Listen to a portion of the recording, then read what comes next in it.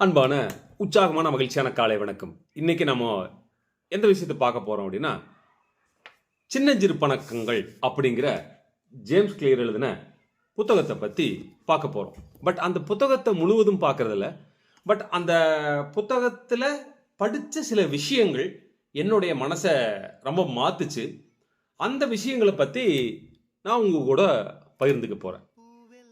அந்த புக்கில் இன்னைக்கு நாம் பார்க்கக்கூடிய முக்கியமான விஷயத்தோட தலைப்பு என்ன அப்படின்னா 2 minutes ரூல்ஸ். 2 நிமிடம் ஒரு விஷயத்தை செய்யறதுனால நம்மளோட வாழ்க்கையில எப்படி அபிவிருமான மாற்றங்கள் ஏற்படும் அப்படிங்கிறத பத்தி பார்க்கலாம். அது என்ன அப்படின்னா, ஒரு சின்னஞ்சிறு பழக்கங்கள் தான் ஒரு பெரிய பழக்கத்தை உருவாக்குது அப்படிங்கிறத பத்தி அவர் சொல்றார். அதுக்கு அவர் மிக மிக முக்கியமா என்ன அப்படின்னு சொல்றாரு அப்படின்னா, டிசிஷன் மூமெண்ட். நாம ஒரு முடிவு எடுக்கிறதன் மூலியமாகத்தான், அந்த மூமெண்ட் தான் நம்மளுடைய அந்த நாளை வழி நடத்துது அப்படிங்கிறார். அப்போ நாம் என்ன விஷயம் அப்படின்னா அதை செய்யணும் அப்படிங்கிறத பத்தி அவர் சொல்றார். நம்மளோட லைஃப்ல நாம் எடுக்கக்கூடிய சின்ன சின்ன முடிவுகள் தான் நம்மளுடைய அடுத்த வேலையை செய்ய வைக்குது அப்படின்னு சொல்றாரு. எப்படி அப்படின்னா, காலையில நாம ஒரு வாக்கிங் போலாம் அல்லது ஜிம்முக்கு போலாம் அப்படின்னு ஒரு முடிவு பண்ணுறோம். அப்போ என்ன அப்படின்னா, அந்த வாக்கிங் போறதுக்கு அந்த ஷூவை காலில் எடுத்து மாட்டி அந்த வாக்கிங் ட்ரெஸ் எடுத்து போட்டு நம்ம அந்த வீட்டை விட்டது வெளியே கிளம்புறக்கூடிய அந்த 2 நிமிஷம் தான் நம்மளை தடுக்குது அப்படிங்கிறார். அப்போ அந்த 2 நிமிஷத்துல ஒரு முடிவு எடுத்து அதை வெளியே போயிட்டோம் அப்படின்னா அந்த வேலையை செஞ்சிரு அப்படிங்கிறார். அப்போ என்ன சொல்றாரு அப்படின்னா, மிக முக்கியமான விஷயம் என்ன சொல்றாரு அப்படின்னா, நம்மளுடைய வாழ்க்கையில நம்ம காலையில் எடுக்கக்கூடிய சில முடிவுகள் தான் அந்த நாளைவே முழுவதும் ரன் பண்ணுது, வழி நடத்துது அப்படின்னு அருமையா சொல்றாரு. அதுக்கப்புறம் என்ன சொல்றாரு அப்படின்னா, நாம எடுத்துனே நாம ஒரு மாரத்தான் போட்டி அப்படிங்கிறது நீங்க பார்த்தீங்கன்னா ஒரு 42 கிலோமீட்டர் மாரத்தான். ஃபர்ஸ்ட் எடுத்துனே அது மாதிரி இருக்கக்கூடிய ரொம்ப டஃப்பான டாஸ்க்ல நீங்க உங்களைய உட்படுத்தாதீங்க. அதை உங்களுடைய மனசு ஏத்துக்காது, உடனே அது வேண்டாம் அப்படின்னு தடை போட்டுரு அப்படிங்கிறார். அதுக்கு அவர் என்ன சிம்பிளான ஐடியா சொல்றாருன்னா, 5 கிலோமீட்டர் நடக்கக்கூடிய சின்ன மாரத்தான் அதுவும் கூட வேண்டாம். ஃபர்ஸ்ட் ஒரு 100 மீட்டர் நடக்கக்கூடிய ஒரு ஓட்டப்பந்தயத்தில் கலந்துக்குங்க. அதுல நாம ஜெயிக்கிறோம் தோக்குறோம் அப்படிங்கறதெல்லாம் முக்கியம் இல்லை. பட் அதுல நாம பார்ட்டிசிபேட் பண்ண அப்படிங்கிற ஒரு மன திருப்தி அது நம்மளுக்கு ஏற்படுத்தி கொடுக்கும் அப்படிங்கிறார். அப்போ என்ன விஷயத்தை அவர் சொல்றாரு அப்படின்னா, ஆரம்பிக்கிற போது நீங்க பெருசா எந்த விஷயத்தையும் ஆரம்பிக்காதீங்க, சின்ன விஷயமா ஆரம்பிங்க அப்படின்னு சொல்றாரு. அதுக்கு என்ன அப்படின்னா, ஒருத்தர் நான் தினம் போய் ஜிம்ல போய் 2 நிமிஷம் ஒர்க் அவுட் பண்ண போறேன் அப்படின்னு ஒரு மாசத்துக்கு பேமெண்ட்டை அந்த ஜிம்ல அவர் கட்டுறாரு.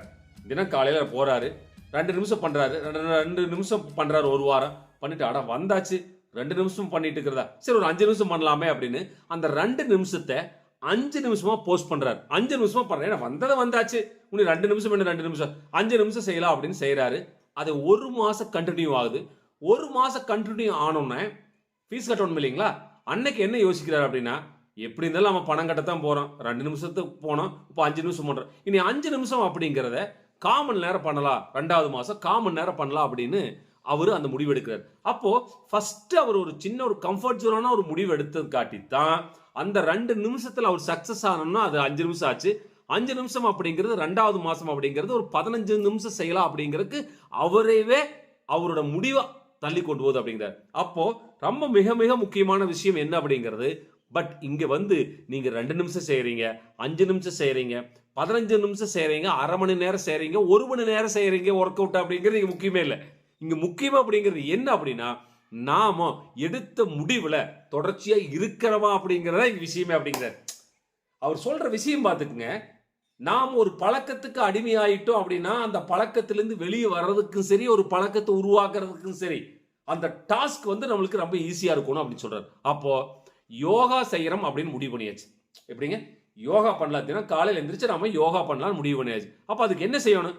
ஃபர்ஸ்ட் அந்த மேட் எடுத்து போடணுங்க. யோகாவை நாம அரை மணி நேரம் செய்யறோம், 3/4 மணி நேரம் செய்யறோம், 1 மணி நேரம் செய்யறோங்கிறது இங்க முக்கியம் இல்லைங்க. யோகா தினம் செய்யறோமா? அப்ப என்ன அப்படின்னா, அந்த யோகா மேட் எடுத்து நான் காலையில 6 மணிக்கு போடுறேன். எவ்வளவு நேரம் செய்யறேன்? நீ எவ்வளவு நேரம் செய்யறங்கிறத நான் முடிவு பண்ணலீங்களே, ஆனா ஒரு முடிவு பண்றேன். எத்தனை? தினம் 5 நிமிஷம் நான் யோகா பண்ண போறேன். 5 நிமிஷம் நான் யோகா பண்ண போறேன். அப்ப அந்த 5 நிமிஷம் யோகா பண்றதுக்கான முடிவு எடுத்தோம்னா தினம் அந்த 5 நிமிஷம் அந்த மேட்டை போட்டு மேட்ல உட்கார்ந்துடணும் தினம்ங்கிறார்.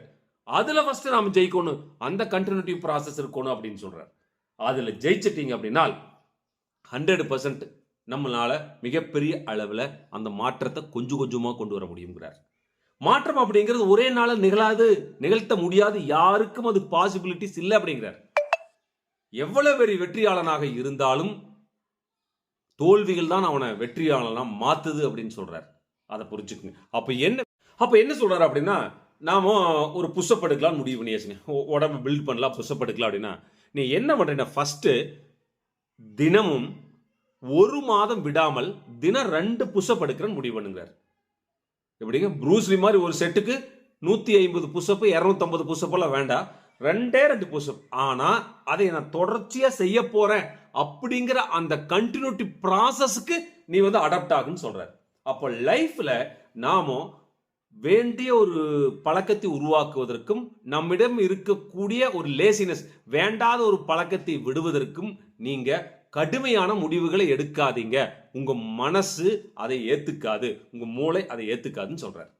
அப்ப என்ன அப்படின்னா, நாம் எடுக்கக்கூடிய டாஸ்க், எடுக்கக்கூடிய முடிவுகள் மிக சுலபமாக இருக்கும் போது நம்மளுடைய மனம் அதை விரும்ப ஆரம்பித்து விடும்.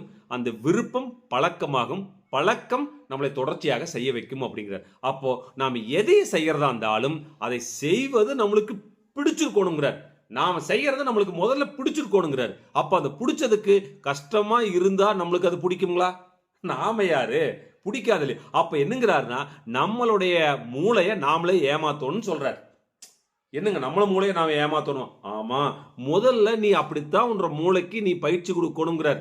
ஏனென்றால் நம்மளுடைய மூளை ஏதோ ஒரு விஷயத்துல கம்ஃபர்ட் ஜோன்ல இருந்துச்சு அப்படின்னா மறுபடியும் நம்மளை அந்த கம்ஃபர்ட் ஜோன்லயே வைக்கிறதுக்கு தான் அது வேலை செய்யுமே தவிர புதுசா சில வேலைகளை செய்வதற்கு அந்த மூளை நம்மளுடைய எண்ணங்கள் அனுமதிக்காது. அப்ப அந்த எண்ணங்கள் இருந்து நம்ம விடுபடணும் அப்படின்னா அந்த எண்ணங்கள் இருந்து நைஸா தான் வெளியே போகணும். எப்படி இந்த குழந்தைகிட்ட கடைக்கு போயிட்டு வந்தீங்கன்னா ஒரு மிட்டாய் வாங்கிக்க, ஒரு சாக்லேட் வாங்கிக்கன்னு சொல்றோம், அதே போலதான் நம்மளுடைய மனசு அப்படின்னு சொல்றாரு. இந்த புத்தகம் அப்படிங்கிறது ஒரு பொக்கிஷம். அவரு இந்த புத்தகத்தை எழுதுறதுக்கு எத்தனை வருஷங்கள் அவரு அனுபவங்களை இந்த புத்தகத்தில் கொடுப்பார். அப்போ நீங்க ரபர்ட் பார்த்தீங்கன்னா அவர் எழுதுற போது இந்த அவரோட வயசு ஒரு 70 வயசு இருக்குன்னு வச்சுக்கலாங்க. அப்போ 70 வயசோட அனுபவத்தை ஒரு புத்தகமா நம்மளுக்கு கொடுத்துருக்காரு. நாம 70 வயசாகி புத்தகம் எழுதுறதுங்கிறது வேற.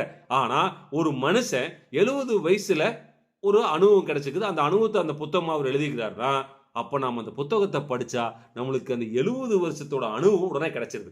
இதுதான் இங்க விஷயமே. எதுக்காக எல்லாரும் புத்தகம் படி படி படி படின்னு எதுக்காக சொல்றாங்க அப்படின்னா, நமக்கு கிடைக்கக்கூடிய அனுபவங்கள் மிக விரைவாகவே கிடைக்கிற போது நம்மளுடைய வாழ்க்கையில வெற்றிகளும் நல்ல நல்ல விஷயங்களும் சீக்கிரமா கிடைக்கணும் அப்படிங்கறதுக்காகத்தான் புத்தகங்கள் படிங்க அப்படின்னு சொல்றாங்க. ஓகே, கண்டிப்பா நம்ம இந்த புத்தகத்தோட அடுத்த பதிவை அடுத்த எபிசோட்ல பார்க்கலாம். அதுக்கு முன்னாடி இந்த பதிவு உங்களுக்கு எப்படி இருக்குது அப்படிங்கிற கமெண்ட் எனக்கு கொடுங்க. கண்டிப்பா இந்த பதிவு உங்களோட லைஃப்ல ஒரு மாற்றத்தை ஏற்படுத்தும் சொன்னா உங்களுடைய நண்பர்களுக்கும் இதை கொடுங்க. Thank you, thanks for great opportunity.